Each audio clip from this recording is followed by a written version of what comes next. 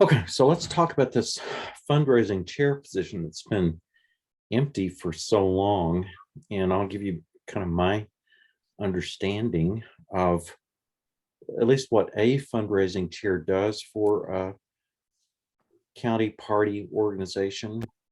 And, I'll bet that we have some written descriptions of this somewhere, but I have no idea where to find that. I have looked and I have not been able to find a written description of what a fundraising chair in Tillamook County Democrats is. My understanding is that these used to be separate positions and that the fundraising function and the events function were combined at some point in the past. And so now we have an F&E committee, fundraising and events. But it would be, I think, to our advantage to separate those again, have separate fundraising chair, even though sometimes these functions would likely overlap, when we have fundraising events. And in those situations, I would think that a fundraising chair could just work with our events chair, and there would just be kind of cooperation between committees.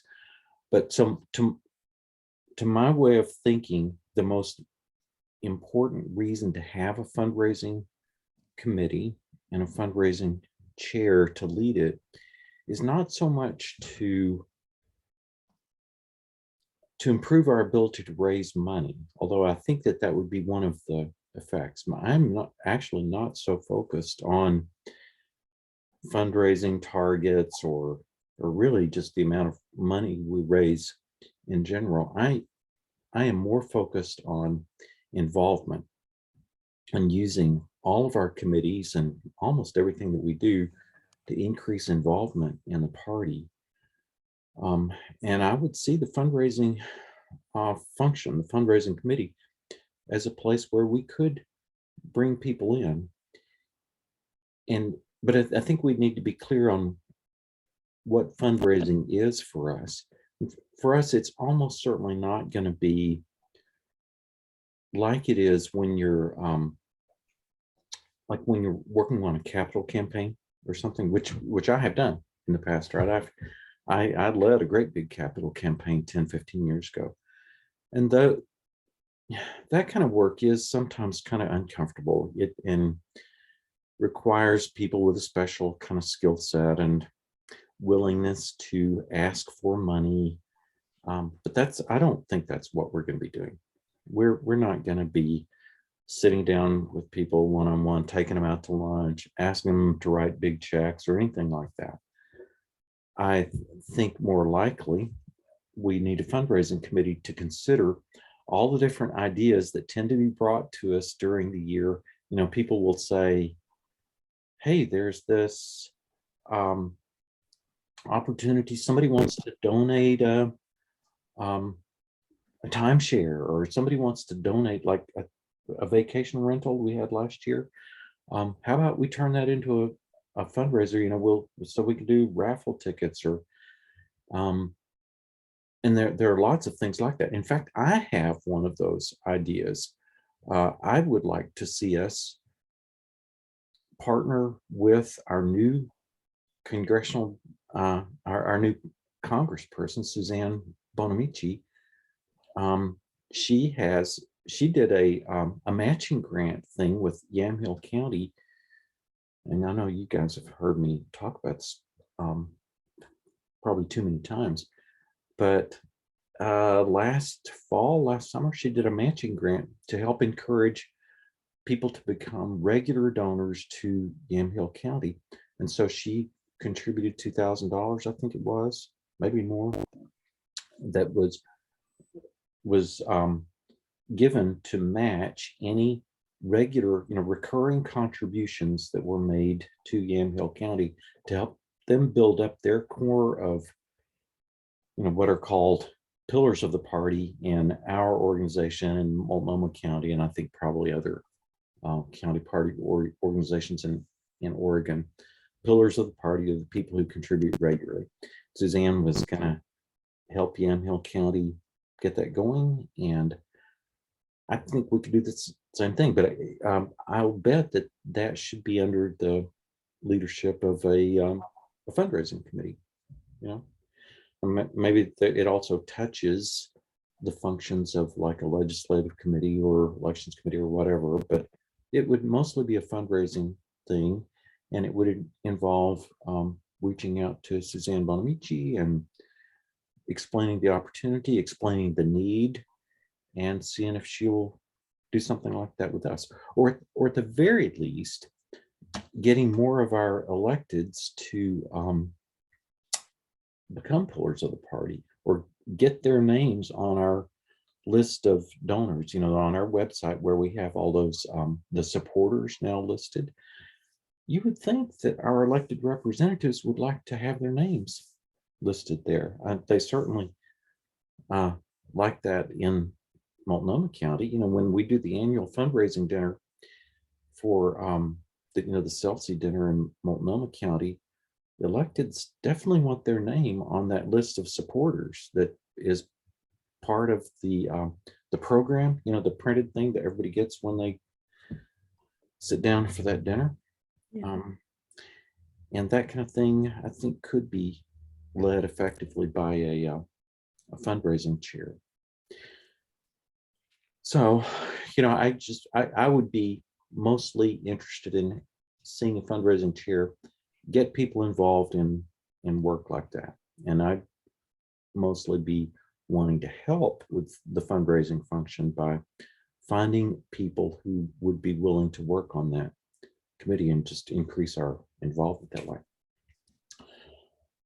So what did I not cover there? Mary, you want to start? Yeah, so I think you really caught the essence of what we want the fundraising committee to do. And I also want to hit on some of the logistics of what about the committee. But I see it also as you do as I would say as an umbrella committee where people would funnel their fundraising ideas, and this committee then would sift through them and say, this is doable for the Tilco Dems, and this is how we can do it, and set it up, rather than them have to go out constantly and seek their own ideas. However, that is also an option for them to also develop their own ideas, but more just an umbrella for all the ideas that we're constantly trying to find an appropriate home for as a way to raise money, like our ask letter and think there's already some ongoing fundraising things, and those would all be under the umbrella of the events committee. Logistically, they would not, another logistics, this committee would not be totally on their own. Our bylaws say the two vice chairs facilitate the work of the committees, so they have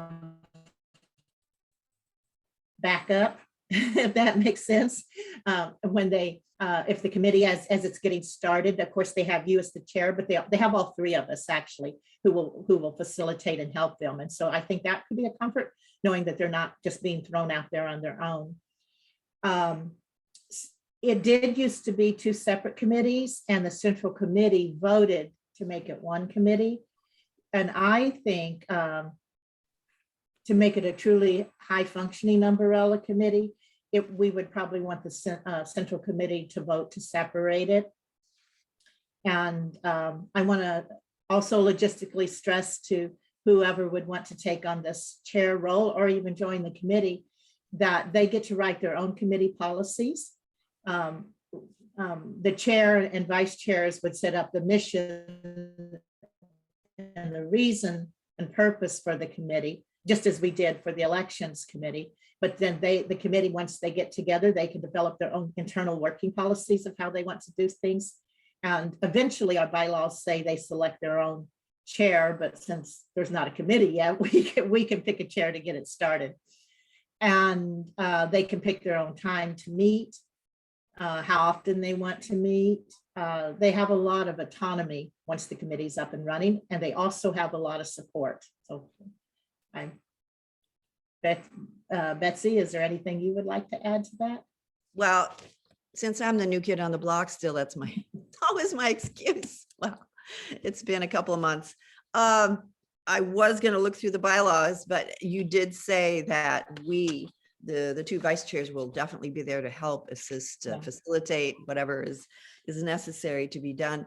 And I think that was an excellent example that you gave, Cole, about Suzanne Bonamici in Yamhill County. And I'm just curious, why did she pick Yamhill? You know, I could be misremembering that. Mary, do you remember which? Well, You know, It was, in fact, I think Mary saw that on some county party's website. oh, yeah. okay. I continually look at the websites and Facebook pages of the other Oh, county parties. I think Yamhill County is where Newburgh is, and I'm not sure if this is why. So I know we're being recorded, so I'm putting in a disclaimer here that this may not be why, but Yamhill needed a boost. Yamhill Dems needed a boost because they're fighting some of the actions of the local school boards around Newburgh and places like that. And it all occurred at the same time. I don't know if that really had anything to do with it or not, but it might have. Probably did. well, so as I understand, this is a new committee. It's I would refer to it as reactivating a previous committee. Okay. All right. Because it was a long-standing committee, and then we just lost people. We didn't have enough people to staff the committee, so it was folded into events. Okay, because it's good to know the history too, Yeah. when you come into a new place, whoever takes the chair, just to know what's going on. Yeah, so it just needs revitalizing here. Yes. Someone who can take it and reshape it. Yes. And I assume, I know you've done a lot of volunteer work over the years, Betsy. Have you seen the fundraising function work well or work not so well in other organizations, and, you know, experience that might be useful here? Yeah, if it's well organized, then it's a piece of cake. Yeah, I mean, well, not piece of cake, totally. But the important thing is to just get the word out as much as possible, contact people, and have some kind of events going that really get people involved. I think that's really important. Step by step. I'm just trying to think. Ugh. Yeah, and well, we used to do a political pie. They called it, where people baked pies, and we had an auction for the pies. Yeah. So it's not always, as Cole said, picking up the phone and cold calling people and asking them for money. Sometimes it's just having fun events. And last year, our big fundraiser, we had two big fundraisers, but events handles one of them, and that's the county fair. Although I imagine the two would work together to raise funds at the county fair. But we also did an online auction for a vacation rental and made about $2,000 off of that. So most of the fundraising that we've done are what I would call engaging fun events, and not at all, like I said, just picking up the phone and cold calling someone. Yeah, it's like the worst thing you can do these days. Yeah. People are getting hit at all sides. Yeah. But probably our most effective fundraiser last year in 2021 was not an event. It was just that ask letter that we did kind of collaboratively. And I guess that's a traditional thing with Tillamook Dems, probably most counties, is to do an end of year ask letter. But, getting that drafted in an effective way and getting it sent to the right people, that's, that needs to be the function of a fundraising committee, I would think. Yes. And I want to add one thing, and I don't know if this would be an appeal to someone to join the fundraising committee, but I think it would be. And that is that it would also strengthen the events committee, because right now the events committee is trying to do twice the work and do two different things. And if these two committees were separated, each would be stronger in its own right, and the events committee could really focus more just on events. So it would strengthen both committees, which in turn would just strengthen our party. Great. Yes. Okay. Well, I think that pretty much covers it. So let's call that good for now.